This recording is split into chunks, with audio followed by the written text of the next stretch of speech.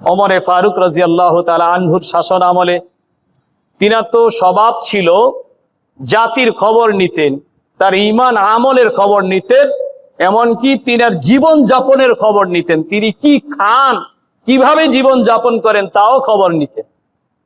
তাই তিনি একদিন মানুষের ঈমান পরীক্ষার উদ্দেশ্যেই এক রাখালের সাথে এক ঘটনা ঘটে গেল। যিনি সফরে গেলেন, যখন পথিক এক রাখালের সাথে দেখা, ওই রাখালের ঈমানদারি আর আমানতদারি পরীক্ষার উদ্দেশ্যে রাখালের কাছে যে বলল যে তুমি তো অনেক বকরি চড়াও, ছাগল চড়াও, আমি তো পিপাসিত বা ক্ষুধার্ত, যদি আমাকে তোমার এই ছাগল থেকে বা বকরি থেকে একটু দুধ পান করাতে তাহলে আমি উপকৃত হতাম, আমিও খুশি হতাম। রাখাল জবাব দিয়েছিল যে হুজুর, আপনাকে যদি দুধ পান করাতে পারতাম তাহলে তো ভালোই হতো, তবে এই ছাগল ভেড়ার মালিক তো আমি নই, আর আমার মালিকও পারমিশনও দেয়নি, অতএব আমি তো আপনাকে দুধ পান করাতে পারতাছি না। কারণ আমি নিজে মালিক হলে পান করাইতাম, অথবা মালিকের পারমিশন থাকলে পান করাইতাম, সম্ভব না। ওমরে ফারুক রাদিয়াল্লাহু তাআলা আনহু পরীক্ষা হিসাবে ওই রাখালকে পরীক্ষার উদ্দেশ্যে বলল, আরেকটা কাজ করা যায় না? তোমারও ফায়দা হবে, আমারও ফায়দা হবে। কি হযরত, সেটা কি? কয়, ছাগলটা একটা বকরি আমার কাছে, দুধের বকরি বিক্রি করে দাও, তাহলে তোমার ফায়দা হলো এটা যে তুমি কিছু টাকা পেয়ে গেলে, আর আমার ফায়দা হলো এটা, আমি এটার মালিক হয়ে গেলাম, দুধও পান করতে পারবো, প্রয়োজনে জবাই করে গোশত খেতে পারবো।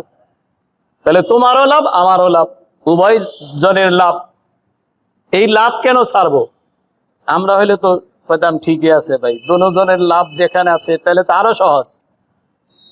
তো যাই হোক, ওই রাখাল তখন আবার ওই একই কথা উত্তর দিল যে যদিও আপনি বলেছেন যে আপনার কাছে এটাকে বিক্রি করে দিব, আপনি লাভবান হবেন, আমিও লাভবান হব, তবে আমার মালিককে জবাব দিব কি?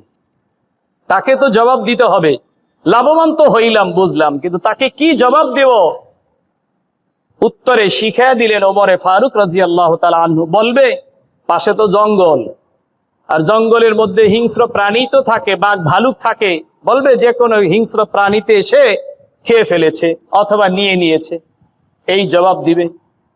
তখন আবার ওই রাখাল বলল যে হযরত, এটাও বুঝতে পারলাম আমার দুনিয়াবী মালিক যিনি, তাকে আমি বুঝাইতে পারলাম যে হিংস্র প্রাণীতে আমার এই ছাগল, আপনার এই ছাগলকে নিয়ে গিয়েছে অথবা খেয়ে ফেলেছে, তবে আপনার মালিক যিনি, আমার মালিক যিনি, গোটা বিশ্বের মালিক যিনি, সকলের স্রষ্টা যিনি, আমার মালিকেরও মালিক যিনি, ওই রব, সেই রবকে কি বলে বুঝাবো? তার কাছে কি জবাব দেব?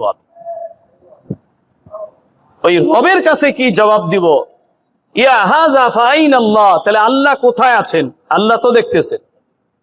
ইন্নাল্লাহা সামিউন বাসীর, তিনি শুনতে আছেন যা বলতেছেন, আবার তিনি দেখতে আছেন, তাকিয়ে আছেন, কুদরতি চোখ দিয়ে আমাকে আপনাকে দেখতেছেন।